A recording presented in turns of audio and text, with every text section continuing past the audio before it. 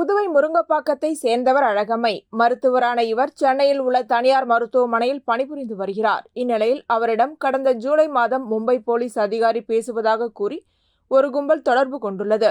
பின்னர் தங்கள் பெயரில் வெளிநாடுகளுக்கு போதைப் பொருள் அனுப்பப்பட்டுள்ளதாக கூறி 27 லட்சத்தை பறித்தனர். இதுகுறித்த புகாரின் பேரில் சைபர் கிரைம் காவல்துறையினர் வழக்கு பதிவு செய்து விசாரணை நடத்தி வந்தனர்.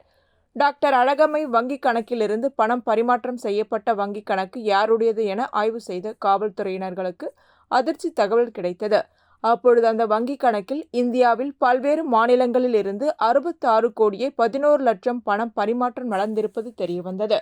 அந்த மோசடி கும்பல் சமூக வலைதளங்களை பயன்படுத்தி தங்களை போலீஸ் அதிகாரி, தகவல் தொடர்புத்துறை அலுவலக அதிகாரி உள்ளிட்ட பல்வேறு வழிகளில் மோசடிகளை செய்திருப்பது தெரியவந்தது. தொடர்ந்து அந்த வங்கிக் கணக்கு முடக்கப்பட்டது. மோசடி கும்பலை பிடிக்க இன்ஸ்பெக்டர்கள் தியாகராஜன், கீர்த்தி ஆகியோர் தலைமையில் தனிப்படை அமைக்கப்பட்டது.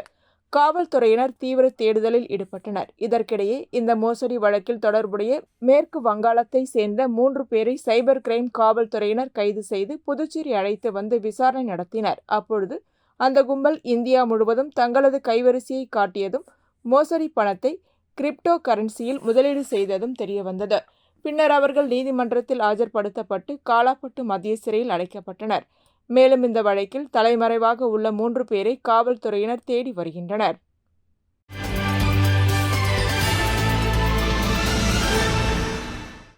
ஆதி திராவிடர் மற்றும் பழங்குடி இனத்தவர்களுக்கான தேசிய வாழ்வாதார சேவை மையம் மற்றும் நவயுகா கன்சல்டன்சி சர்வீஸ் நிறுவனமும் இணைந்து டிசம்பர் 28ஆம் தேதி சனிக்கிழமை நடத்திய வேலைவாய்ப்பு முகாமில் புதுவை மற்றும் சென்னை மாநிலத்தை சேர்ந்த முன்னணி தனியார் நிறுவனங்கள் கலந்து கொண்டனர். இவ்வேலைவாய்ப்பு முகாமில் 137 மாணவர்கள் கலந்து கொண்டனர். மேலும் இவ்வேலைவாய்ப்பு முகாமில் 35க்கும் மேற்பட்ட மாணவர்களுக்கு பணியாணை வழங்கப்பட்டது.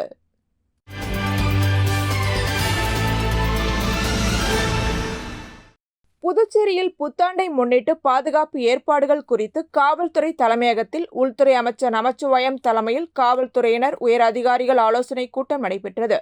கூட்டத்தில் டிஜிபி ஷாலினி சிங் மற்றும் காவல்துறை உயர் அதிகாரிகள் பலர் கலந்து கொண்டனர்.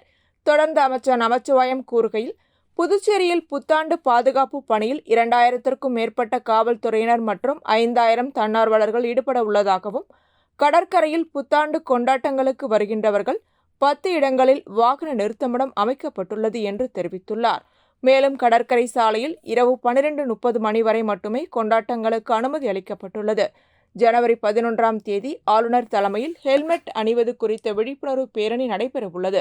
ஜனவரி 12ஆம் தேதி முதல் புதுச்சேரியில் இருசக்கர வாகன ஓட்டிகள் கட்டாயம் ஹெல்மெட் அணிய வேண்டும். வரும் பொங்கல் பண்டிகைக்குள் காவலர்களுக்கு தேர்தல் பணிக்கான அலவன்ஸ் மற்றும் சீருடை அலவன்ஸ் வழங்கப்படும். இதேபோல் காலியாக உள்ள 70 காவல் உதவி ஆய்வாளர்கள் பணியிடங்களுக்கான அறிவிப்பு 2 தினங்களுக்குள் வெளியிடப்படும் என்று அமைச்சர் நமச்சிவாயம் தெரிவித்துள்ளார். பொதுமக்களுடைய நலன் கருதி அவர்களை உயிரை பாதுகாப்பதற்கான ஒரு தற்காப்பை பொதுமக்கள் கடைபிடிக்க வேண்டும் என்று நீதிமன்றம் கேட்டுக்கொண்டதன் அடிப்படையிலே வருகின்ற 11ஆம் தேதி மிகப்பெரிய ஒரு விழிப்புணர்வு பேரணி மாண்புமிகு துணைநிலை ஆளுநர், மாண்புமிகு முதலமைச்சர் கலந்து கொள்ளக்கூடிய அந்த விழிப்புணர்வு பேரணி நடத்தப்பட இருக்கின்றது. அதன் பிறகு 12ஆம் தேதியிலிருந்து கட்டாயமாக வாகன ஓட்டிகள், முதலிலே வாகனம் ஓட்டுபவர்கள் தலைக்கவசம் அணிய வேண்டும் என்று கேட்டுக்கொள்ளப்படுகிறார்கள். அதன் பிறகு கொஞ்ச நாட்களுக்கு பிறகு வாகனங்களே பின்னாலே அமர்ந்து செல்பவர்களும் அந்த தலைக்கவசம் அணிய வேண்டும் என்று நாம் காவல்துறை சார்பாக, அரசு சார்பாக புதுவை மாநில மக்களை நாங்கள் கேட்டுக்கொள்கின்றோம். குறிப்பாக உங்களுடைய மக்களுடைய உயிரை பாதுகாப்பதற்காகத்தானே தவிர மக்களை எந்த விதத்திலும் துன்புறுத்த வேண்டும் என்ற எண்ணம் இந்த அரசிற்கு இல்லை. எனவே நம்முடைய நீதிமன்றத்தினுடைய உத்தரவுக்கு கட்டுப்பட வேண்டியது இந்திய குடிமகனாகிய ஒவ்வொருவருடைய கடமை. எனவே அதை நாம் அனைவரும் கடைபிடிக்க வேண்டும் என்று இருசக்கர வாகனங்கள் செல்பவர்கள் கடைபிடிக்க வேண்டும் என்று நாம் கேட்டுக்கொள்கின்றோம்.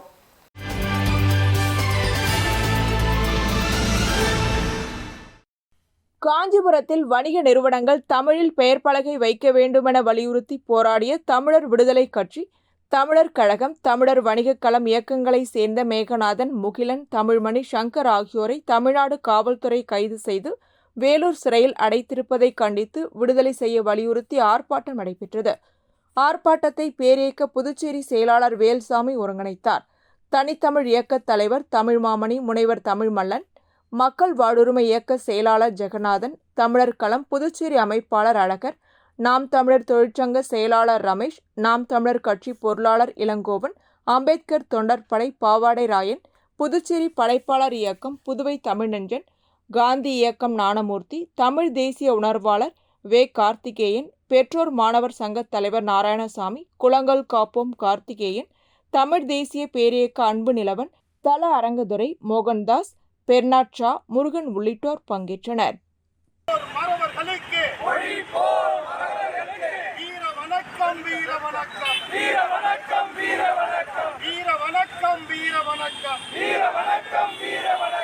கண்டிக்கின்றோம் கண்டிக்கின்றோம் கண்டிக்கின்றோம் கண்டிக்கின்றோம் கண்டிக்கின்றோம் கண்டிக்கின்றோம் ஸ்டாலின் அரசை கண்டிக்கின்றோம் கண்டிக்கின்றோம் கண்டிக்கின்றோம் தமிழில் பெயர் பலகை வைப்பதற்கு போராடிய திராவிடமாடல் என்று சொல்லி திராவிடமாடல்.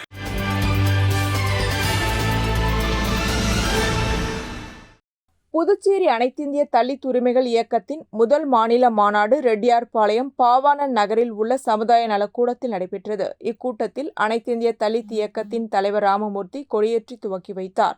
இதில் தீர்மானமாக SC/ST மாணவர்களுக்கான இலவச கல்வி திட்ட பயன்களை சென்டாக் அல்லாத அனைத்து மாணவர்களுக்கும் வழங்க வேண்டும், உயர் படிப்பிற்காக வெளிநாடு சென்று படிக்கும் SC/ST மாணவர்களின் கல்வி உள்ளிட்ட செலவினங்களை முழுவதையும் அரசை ஏற்று வழங்க வேண்டும் என பல்வேறு தீர்மானங்கள் ஒருமனதாக நிறைவேற்றப்பட்டது.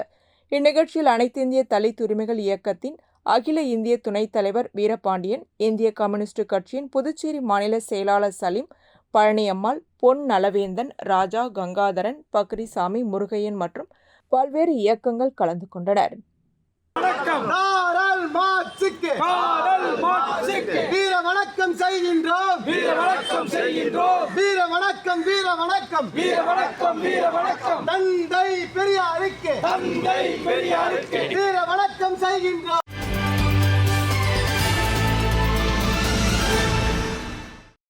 உருளையன்பேட்டை வட்டார காங்கிரஸ் கமிட்டியின் சார்பில் முன்னாள் பாரத பிரதமரும் சிறந்த பொருளாதார மேதையுமான மன்மோகன் சிங் மறைந்ததை முன்னிட்டு அவரது திருவுருவப் படத்திற்கு மெழுகுவர்த்தி ஏந்தியும் மற்றும் மலரஞ்சலியும் செலுத்தப்பட்டது. இந்நிகழ்ச்சியில் புதுவை மாநில காங்கிரஸ் கட்சியின் சீனியர் துணைத் தலைவரும் AICCயின் ஒருங்கிணைப்பாளருமான தேவதாஸ் கலந்து கொண்டார்.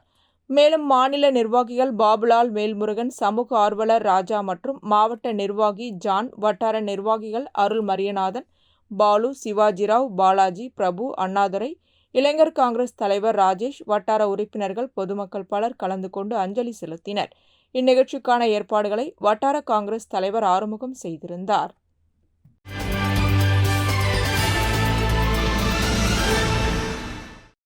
முன்னாள் பிரதமரும் காங்கிரஸ் மூத்த தலைவருமான மன்மோகன் சிங் திடீர் உடல்நலக் குறைவால் டிசம்பர் 27 காலமானார். தொடர்ந்து தேசிய அளவில் 7 நாட்கள் துக்கம் அனுசரிக்கப்படும் என்று மத்திய அரசு அறிவித்துள்ளது. இந்நிலையில் புதுச்சேரி வைசியால் வீதியில் உள்ள காங்கிரஸ் கட்சியின் தலைமை அலுவலகத்தில் காங்கிரஸ் கட்சி கொடி அரைக்கம்பத்தில் பறக்க விடப்பட்டுள்ளது. தொடர்ந்து புதுச்சேரி காங்கிரஸ் கமிட்டி சார்பாக அலுவலகம் முன்பு அமைக்கப்பட்டிருந்த மன்மோகன் சிங்கின் உருவப்படத்திற்கு கண்ணீர் அஞ்சலி, மலரஞ்சலி செலுத்தப்பட்டது. ராஜீவ்காந்தி பேரவைத் தலைவர் சேகர், முன்னாள் அரசு கொறடா அனந்தராமன், காங்கிரஸ் முக்கிய பொறுப்பாளர்கள் தனுசு, அரசு ஊழியரும் காங்கிரஸ் கட்சியின் முக்கிய பொறுப்பாளருமான கலைமாமணி டாக்டர் நமச்சிவாயம் உள்ளிட்ட காங்கிரஸ் நிர்வாகிகள், பல்வேறு பிரிவு சேர்ந்த தலைவர்கள், நிர்வாகிகள், மகிழா காங்கிரஸ் நிர்வாகிகள் பலர் கலந்து கொண்டு டாக்டர் மன்மோகன் சிங்கின் உருவப்படத்திற்கு மலர் தூவி மரியாதை செலுத்தினர்.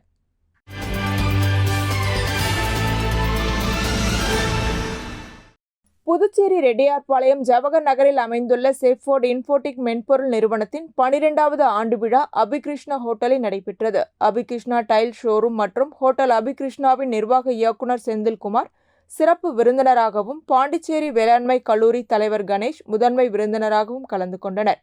BNI இண்டிகோ தலைவர் வெற்றி செல்வா, கம்ப்யூட்டர் உரிமையாளர் மகேந்திரன் கௌரவ விருந்தினராக கலந்து கொண்டனர். விழாவிற்கு செஃபோர்ட் இன்ஃபோடெக் நிறுவனர் மணிவண்ணன், சுபத்ரா மற்றும் பிரத்யுன்னன் அனைவரையும் வரவேற்றனர். அனிதா முழு நிகழ்வையும் தொகுத்து வழங்கினார். செஃபோர்ட் இன்ஃபோடெக் இயக்குனர் ஸ்ருதி எழிலன், அனிதா, சந்தோஷ், அருள், மணிகண்டன் ஆகியோர் ஏற்பாடுகளை செய்திருந்தனர். இந்நிகழ்ச்சியில் செஃபோர்ட் இன்ஃபோடெக் இன் த புக் ஆஃப் ஜேர்னி புத்தகம் வெளியிடப்பட்டது. இதில் அனைத்து BNI இண்டிகோ குடும்ப உறுப்பினர்களும் கலந்து கொண்டனர்.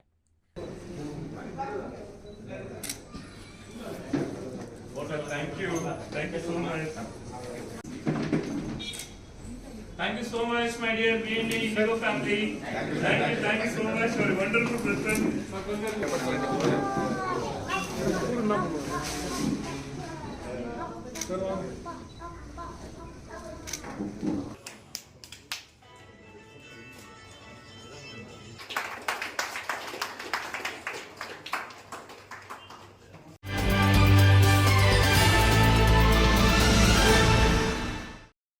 பல்கலைக்கழக மானியக் குழு புதுவையில் உள்ள சில தனியார் கல்லூரிகளுக்கு தன்னாட்சி கல்லூரி அந்தஸ்து 2019ஆம் ஆண்டு செப்டம்பர் 26ஆம் தேதி வழங்கி, அந்தந்த கல்லூரிகள் எந்த ஒரு பாடப்பிரிவையும் கல்லூரி விரும்பியபடி பாடப்பிரிவுகளை புதிதாக ஒரு பாடப்பிரிவையும் தேர்வு செய்து ஆரம்பிக்கவும், தேர்வு நடத்தவும், தேர்வு முடிவுகளை வெளியிடவும், மதிப்பெண் பட்டியலை வெளியிடவும், இடம்பெயர்தல் சான்றிதழ் வழங்கவும் மற்றும் சில சான்றிதழ்கள் வழங்கவும் அனுமதி அளித்தது. புதுச்சேரியில் தன்னாட்சி அதிகாரம் பெற்ற தனியார் பொறியியல் கல்லூரி மத்திய பல்கலைக்கழகத்திடம் தங்கள் கல்லூரிக்கு தன்னாட்சி கல்லூரி அந்தஸ்து UGC வழங்கி இருப்பதாகவும், அதன்படி தங்கள் கல்லூரி விரும்பும் மருத்துவம் சார்ந்த இளநிலை பட்ட படிப்புகளையும், மருத்துவம் சான்றிதழ் படிப்புகளையும், டிப்ளமா படிப்புகளையும் மற்றும் பல்வேறு பொறியியல் சார்ந்த PhD படிப்புகளுக்கு அனுமதி வேண்டி 2020ஆம் ஆண்டு டிசம்பர் 24ஆம் தேதி கடிதம் மூலம் விண்ணப்பித்தது. அதன் அடிப்படையில் புதுச்சேரி மத்திய பல்கலைக்கழகம் 2021ஆம் ஆண்டு ஜூலை 6ஆம் தேதி கடிதத்தின் மூலமாக பல்கலைக்கழக மானியக் குழுவினுடைய அறிவுறுத்தலின்படி கல்லூரி நடத்த வேண்டும் என்றும், மேலும் சம்பந்தப்பட்ட சட்ட ரீதியான அமைப்புகளிடம் அனுமதி பெற்று நடத்துவதற்கு அனுமதி அளித்து 3 பேராசிரியர்களை பிரதிநிதியாக கமிட்டியில் சேர்க்க வேண்டும் என்று 2020ஆம் ஆண்டு ஜூலை 13ஆம் தேதி கல்லூரிக்கு கடிதம் அனுப்பியது. இதற்காக 2019ஆம் ஆண்டு நவம்பர் 15ஆம் தேதி கடிதத்தின்படி புதிய வகுப்புகள் தொடங்க கட்டணமாக ரூபாய் 75 லட்சம் மத்திய பல்கலைக்கழகத்திற்கு செலுத்த வேண்டும் என்று உத்தரவிட்டுள்ளது. இதன் அடிப்படையில் தனியார் பொறியியல் கல்லூரியும் 2020ஆம் ஆண்டு மார்ச் 17ஆம் தேதி ரூபாய் 75 லட்சத்தை வங்கி மூலமாக பணத்தை கட்டணமாக மத்திய பல்கலைக்கழகத்திற்கு அனுப்பிவிட்டதாக தெரிவித்திருக்கிறது. இதனை ஏற்றுக்கொண்ட மத்திய பல்கலைக்கழகமும் 2020ஆம் ஆண்டு ஜூன் 19ஆம் தேதி கடிதத்தின் மூலமாக மணக்குள விநாயகர் பொறியியல் கல்லூரி தன்னாட்சி அந்தஸ்துடன் 2019, 2020 முதல் 2028, 2029 வரையிலான 10 ஆண்டுகள் தன்னாட்சி அந்தஸ்துடன் இயங்கவும் அக்கல்லூரி விரும்பும் பாடப்பிரிவுகளை ஆரம்பிக்க அனுமதி அளித்துவிட்டது. அதன் அடிப்படையில் தனியார் பொறியியல் கல்லூரியும் சட்டப்பூர்வமாக BCI நர்சிங் கவுன்சில் அங்கீகாரம் பெற்று ஒவ்வொரு படிப்பிற்கான கல்லூரிகளை தனித்தனியாக ஆரம்பித்து நிர்வகித்து வருகிறது. உண்மை நிலை இப்படி இருக்க, மத்திய பல்கலைக்கழகத்தின் தற்காலிக துணை வேந்தர் தனியார் பொறியியல் கல்லூரி தங்கள் பல்கலைக்கழகத்திடம் மருத்துவம் சார்ந்த படிப்புகளுக்கு அங்கீகாரம் பெறவில்லை என்றும், ஆதலால் புரொவிஷனல் சான்றிதழ் தர முடியாது என்றும் மறுக்கிறார். இதனால் மருத்துவம் சார்ந்த படிப்புகளை படித்து முடித்த மாணவர்கள் தாங்கள் விரும்பிய மேற்படிப்பினை தொடர முடியாமலும், வேலைக்கு செல்ல முடியாமலும் தவித்துக் கொண்டிருக்கிறார்கள். எனவே புதுச்சேரி அரசு பல்கலைக்கழக வேந்தரை டெல்லியில் சந்தித்து முறையிடவும், தற்காலிக துணை வேந்தரை பதவி நீக்கம் செய்யவும், புதிய துணை வேந்தரை நிரந்தர பணியமர்த்தவும் அழுத்தம் தர வேண்டும் என்று புதுச்சேரி மாணவர்களுக்காக பள்ளியில் மறியலிலும் உயர்கல்வி பெற்றோர் மாணவர் நல சங்கம் அரசையும், துணைநிலை ஆளுநரையும், சபாநாயகரையும் கேட்டுக்கொள்கிறது. தவறும் பட்சத்தில் மாணவர்களின் நலன் காக்க புதுச்சேரி சட்டக்கல்லூரி விவகாரத்தில் நடவடிக்கை எடுத்தது போன்று எடுக்க வேண்டி இருக்கும் என்றும், எதிர்க்கட்சிகளின் துணை ஆதரவோடு சென்டாக் விவகாரத்தில் எடுத்த நடவடிக்கை போன்று பொது பந்திற்கு அழைப்பு விடுக்க வேண்டிய சூழ்நிலை ஏற்படும் என புதுச்சேரி பள்ளி மற்றும் உயர்கல்வி பெற்றோர் மாணவர் நல சங்கம் ஃபவுண்டர் பிரசிடென்ட் சுப்பிரமணியன் தெரிவித்துள்ளார்.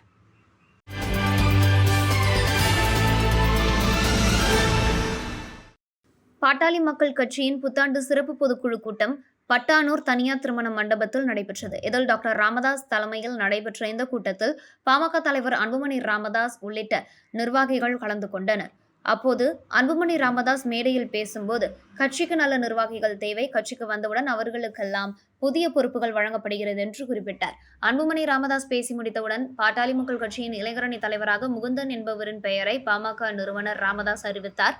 இதற்கு பாமக தலைவர் அன்புமணி ராமதாஸ் கடுமையாக எதிர்ப்பு தெரிவிக்கவே கோபமடைந்த டாக்டர் ராமதாஸ் கையில் இருந்த மைக்கை மேஜை மீது தூக்கி எறிந்தார். இதனால் விழா மேடையில் சிறிது நேரம் சலசலப்பு ஏற்பட்டது. உடனே கோபமடைந்த அன்புமணி ராமதாஸ் தன்னுடைய மொபைல் நம்பரை தொண்டர்களிடம் வழங்கி எதுவாக இருந்தாலும் தன்னை தொடர்பு கொள்ளுமாறு கேட்டுக் கொண்டதால் விழா மேடை சிறிது நேரம் சலசலப்பு நிலவியது.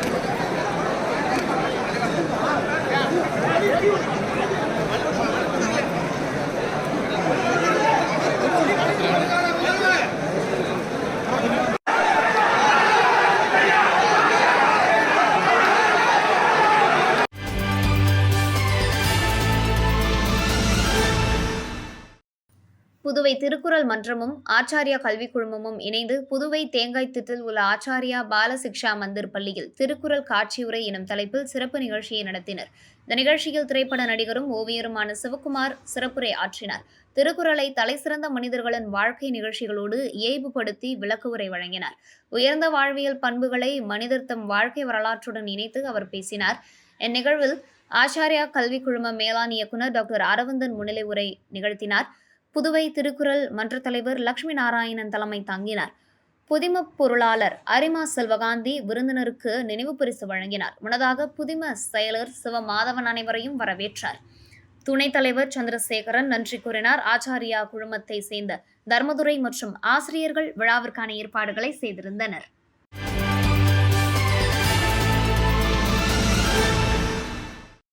புதுச்சேரி மாநில அதிமுக செயலாளர் அன்பழகன் செய்தியாளர்களை சந்தித்தார். அப்போது கடந்த சில தினங்களுக்கு முன்பு கட்டாய ஹெல்மெட் சட்டம் ஜனவரி 1 முதல் அமல்படுத்தப்படும் என காவல்துறை உயரதிகாரி அறிவித்திருந்தார்.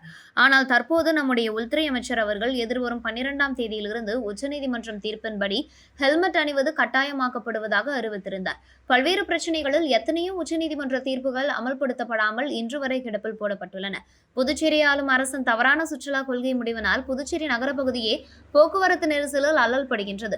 போக்குவரத்து நெரிசலை கட்டுப்படுத்த முடியாமல் மக்களின் ஏச்சுக்கும் பேச்சுக்கும் காவல்துறையை சேர்ந்தவர்கள் ஆளாக்கப்படுகின்றனர். காவல்துறையினரின் பல்வேறு நியாயமான பிரச்சனைகளை அரசு கண்டுகொள்வதாக தெரியவில்லை.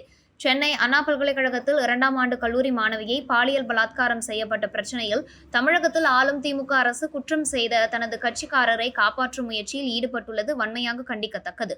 எங்களின் கழகத்தின் பொதுச் செயலாளர் எடப்பாடியார் அந்த பிரச்சனையில் சிபிஐ விசாரணைக்கு வலியுறுத்தி எதிர்வரும் 30ஆம் தேதி கழகத்தின் சார்பில் கண்டன ஆர்ப்பாட்டம் நடத்திட ஆணையிட்டுள்ளார். அதன் அடிப்படையில் புதுச்சேரியிலும் பழைய பேருந்து நிலையம், பேரறிஞர் அண்ணா சிலை அருகில் டிசம்பர் 30 மாபெரும் கண்டன ஆர்ப்பாட்டம் நடைபெறும் என மாநில செயலாளர் அன்பழகன் தெரிவித்துள்ளார்.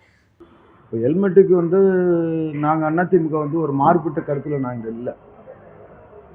ஆனாலும் புதுச்சேரியினுடைய நகரப்பகுதி இன்றைக்கு சுற்றுலா சம்பந்தப்பட்ட அரசின் தவறான கொள்கை முடிவால் புதுச்சேரியினுடைய நகரப்பகுதியே போக்குவரத்து நெரிசலில் சிக்கி தவிக்கக்கூடிய ஒரு இடமா இருக்குது. மாலை நேரத்தில் ஒரு கிலோமீட்டர் தூரத்தை கடப்பதற்கு குறைந்தது உள்ளூர்வாசிகள் 1 மணி நேரம் வீணடிக்கக்கூடிய ஒரு சூழ்நிலை. அங்கங்கே இந்த முனிசிபாலிட்டி, பொதுப்பணித்துறை எந்த விதமான ஒரு தொலைநோக்கு பார்வையும் இல்லாமல் எல்லா சாலையும் நோண்டி வச்சுக்கிறீங்க. இன்னொரு பக்கம் நம்ம மாநிலத்துக்கு ஒரு குறைந்தபட்சம் ஒரு 1000 காரு தான் கொள்ளளவு கொள்ள முடியும்னா, இங்கே நீங்கள் ஒரு 10,000 வண்டியில் மக்கள் வரத்துக்கு நீங்கள் புதுச்சேரி நகர பகுதி திறந்து விட்டீங்க. இதில் வேற 2 லட்சம் பேர் வருவாங்க, 3 லட்சம் பேர் வருவாங்கன்றீங்க. 3 லட்சம் பேர் வராங்கன்னா வெளி மாநிலத்திலேருந்து அவங்க எவ்வளோ வாகனத்தில் இங்கே வருவாங்க? அந்த வாகனம்லாம் நிறுத்தும் இடம் புதுச்சேரியில் இருக்குதா? இதை பற்றிலாம் ஆளும் அரசுக்கும் சரி, மற்றவங்களுக்கும் சரி, எந்த விதமான ஒரு முன்னெச்சரிக்கை சிந்தனையும் இல்லாத ஒரு அரசாக இந்த அரசாங்கம் இருக்குது.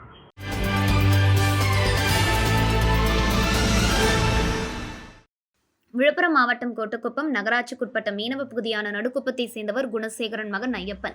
இவர் தனது பைப்பர் படகில் அதே குப்பத்தை சேர்ந்த தேசப்பன், விஜயகுமார் ஆகியோருடன் மாலை வழக்கம் போல் பைப்பர் படகில் மீன்பிடிக்க சென்றார். கரையிலிருந்து சுமார் 1/2 கிலோமீட்டர் நாட்டிக்கல் மைல் தூரத்தில் ராட்சதாலை வந்ததில் இவர்கள் சென்ற படகு சிக்கியது.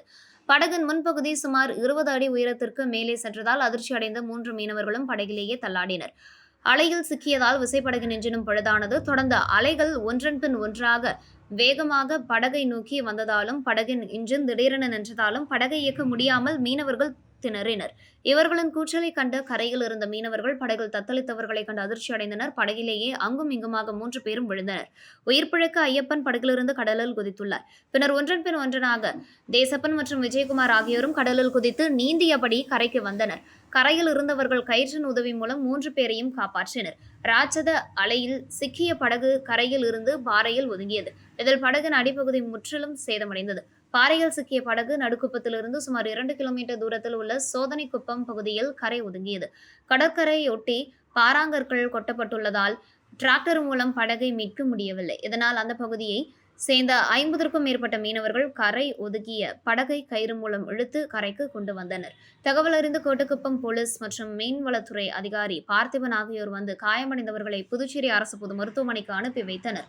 படகு மற்றும் படகிலிருந்து கீழே விழுந்து இன்ஜின் ஆகியவற்றை மீனவர்கள் மீட்டு கடற்கரைக்கு கொண்டு வந்தனர். இந்த விபத்தில் படகிலிருந்து கானாங்கத்தை மீன் பிடிக்கும் வலை மற்றும் கனவா மீன் பிடிக்கும் வலை உள்ளிட்ட 3 மீன் வலைகள் கடலில் அடித்து செல்லப்பட்டது. நடுக்குப்பம் மீனவ பகுதி ஓரத்தில் கொட்டப்பட்ட கருங்கற்களால் விபத்து ஏற்பட்டு இதுவரை 4 மீனவர்கள் உயிரிழந்துள்ளனர். கருங்கற்களை அகற்றிவிட்டு தூண்டல் வளைவு அமைக்க கோரி நடுக்குப்பம் மீனவர்கள் தொடர்ந்து போராட்டம் நடத்தி வரும் நிலையில் ராட்சத அலையில் சிக்கிய படகு கரையில் கொட்டப்பட்ட கருங்கற்களில் மோதி முற்றிலும் சேதமடைந்தது மீனவர்கள் மத்தியில் பெரும் அதிர்ச்சியை ஏற்படுத்தி உள்ளது. சேதமடைந்த படகு 3 வலைகள் பழுதான இன்ஜின் மதிப்பு மொத்தம் ரூபாய் 2.50 லட்சம் இருக்கும் என மீனவர்கள் தெரிவித்தனர்.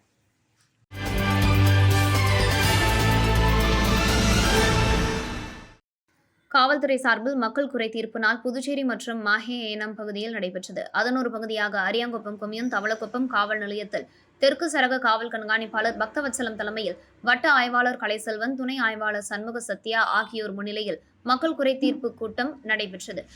இந்த கூட்டத்தில் பொதுமக்கள் கணவன் மனைவி பிரச்சினை, குடும்ப பிரச்சினை உள்ளிட்டவை குறித்து மனு அளித்தனர். மேலும் ஒரு புத்தாண்டையொட்டி நோனாங்குப்பம், புதுக்குப்பம், வீராம்பட்டினம் ஆகிய கடற்கரை பகுதிகளில் பொதுமக்கள் பாதுகாப்பு கருதி போலீசார் பாதுகாப்பு பலப்படுத்த வேண்டும் என்று பொதுமக்கள் காவல்துறை அதிகாரிகளை வலியுறுத்தினர்.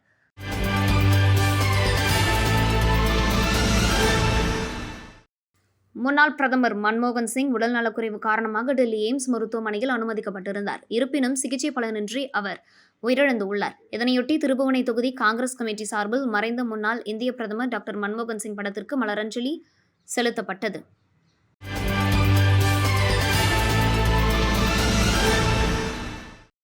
தேமுதிக நிறுவன தலைவர் கேப்டன் விஜயகாந்த் நினைவு தினத்தை முன்னிட்டு தமிழகத்தின் பல்வேறு பகுதிகளில் தேமுதிக சார்பில் அவரது திருவுருவப் படத்திற்கு மலர் தூவி மரியாதை செலுத்தி வருகின்றனர். இதன் ஒரு பகுதியாக திண்டிவனம் சென்னை திருச்சி தேசிய நெடுஞ்சாலையில் உள்ள மேம்பாலத்தின் அருகில் தேமுதிக மாவட்ட செயலாளர் வெங்கடேசன் தலைமையில் 500க்கும் மேற்பட்ட தேமுதிக தொண்டர்கள் அலங்கரிக்கப்பட்ட மறைந்த தேமுதிக தலைவர் விஜயகாந்திற்கு மௌனாஞ்சலி செலுத்தியதுடன் மலர் தூவி மரியாதை செலுத்தினர். இதில் கட்சி தொண்டர்கள் கலந்து கொண்டு விஜயகாந்திற்கு மலர் தூவி மரியாதை செலுத்தியதுடன் சென்னை கோயம்பேட்டில் உள்ள தேமுதிக தலைமைக் கழகத்தில் நடைபெறும் விஜயகாந்தின் 1ஆம் ஆண்டு குரு பூஜை விழாவில் கலந்து கொள்ள மாவட்ட செயலாளர் வெங்கடேசன் தலைமையில் சென்னைக்கு கிளம்பி சென்றனர். இதேபோல் சாரம் சுப்பிரமணிய சுவாமி கோவிலில் புரட்சி கலைஞர் கேப்டன் விஜயகாந்த் 1ஆம் ஆண்டு நினைவு நாள் முன்னிட்டு என்ஆர் காங்கிரஸ் பிரமுகர் தணிகைவேல் தலைமையில் மக்களுக்கு அன்னதானம் வழங்கப்பட்டது. முக்கிய நிர்வாகிகள், ஊர் பொதுமக்கள், நண்பர்கள் கலந்து கொண்டனர்.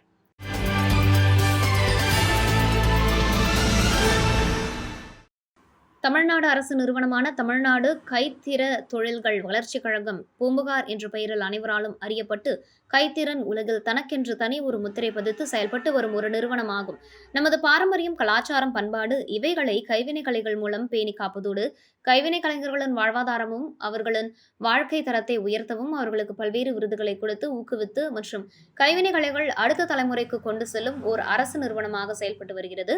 கடலூரில் 15 வருடங்களுக்கு பிறகு மீண்டும் புதுப்பொலிவுடன் உதயமாகியுள்ள அரசு நிறுவனமான கடலூர் பூம்புகார் விற்பனை நிலையத்தில் கைவினை கலைஞர்களும் மக்களும் பயன்பெறும் வகையில் பண்டிகை காலங்களிலும் விழா காலங்களிலும் பல்வேறு கண்காட்சிகளை நடத்தி வருகிறது. இதன் ஒரு தொடர்ச்சியாக புதுச்சேரியில் உள்ள எஸ்.பி. பட்டேல் சாலையில் அமைந்துள்ள திருமண நிலையத்தில் கண்காட்சி நடைபெற்றது. இக்கண்காட்சியை புதுச்சேரி மாவட்ட ஆட்சியர் மற்றும் மாவட்ட நீதிமன்ற நடுவர் குலோத்துங்கன் ஆகியோர் திறந்து வைத்து பார்வையிட்டனர். இக்கண்காட்சியில் 20 முதல் 25க்கும் மேற்பட்ட கைவினை கலைஞர்கள் தங்களின் வாழ்வாதாரத்திற்காகவும் அவர்களின் வாழ்க்கை தரத்தை உயர்த்தவும் தங்கள் கைவண்ணத்தால் தயாரிக்கப்பட்ட கைவினை பொருட்களை காட்சிப்படுத்தி விற்பனைக்கு வைத்துள்ளனர். இக்கண்காட்சியில் பித்தளை விளக்குகள் மற்றும் கைவினை பரிசு பொருட்கள் பல இடம்பெற்றுள்ளன. மேலும் இக்கண்காட்சியில் பஞ்சலோகத்தில் செய்யப்பட்ட சிலைகள், பித்தளை சிலைகள், மரத்தினால் செய்யப்பட்ட மர சிற்பங்கள் மற்றும் கலைப்பொருட்கள், சந்தன மாலைகள், பூஜை வகைகள், அகர்வத்தி மாலைகள், செம்பு பொருட்கள், பேப்பர் கூழினால் செய்யப்பட்ட தலையாட்டி பொம்மைகள், புடவைகள், நகைகள், கோவில் அலங்கார பொருட்கள் போன்ற பல வகையான புது வரவுகள் வந்துள்ளன. எண்ணற்ற கைவினைப் பொருட்கள் இக்கண்காட்சியில் விற்பனைக்கும் வைக்கப்பட்டுள்ளன. இக்கண்காட்சியில் குறைந்தபட்சமாக ரூபாய் 36 முதல் 1,40,000 வரையில் கைவினைப் பொருட்கள் இடம்பெற்றுள்ளன என்பது குறிப்பிடத்தக்கது.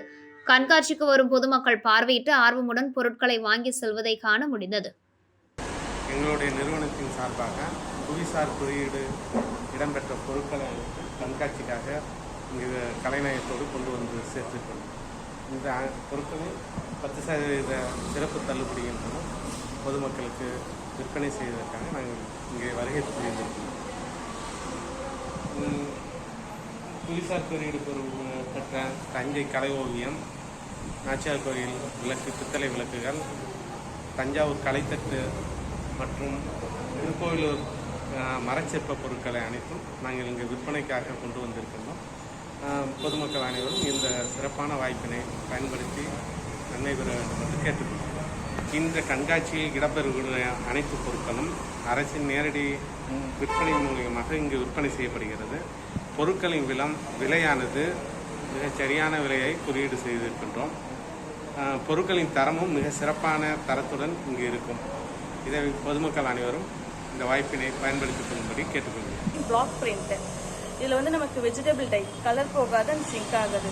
சிங்கிள் காட்டன் சைஸஸில் இருக்குது, மீடியம் இருக்குது, டபுள் ட்ரிபிள் காட் வரைக்கும் சைஸஸ் அவைலபிளாக இருக்கும். அதே மாதிரி ரேட் பார்த்திங்கன்னா ரொம்ப ரீசனபிளான ரேட்ஸில் தான் நாங்கள் இங்கே கொண்டு வந்திருக்கோம். இன்னொன்று வந்து ஹேண்ட்லூம், இது வந்து ரசாய், இது நம்ம மிஷின் இது கிடையாது, ஃபுல் அண்ட் ஃபுல் ஹேண்ட்மேடு.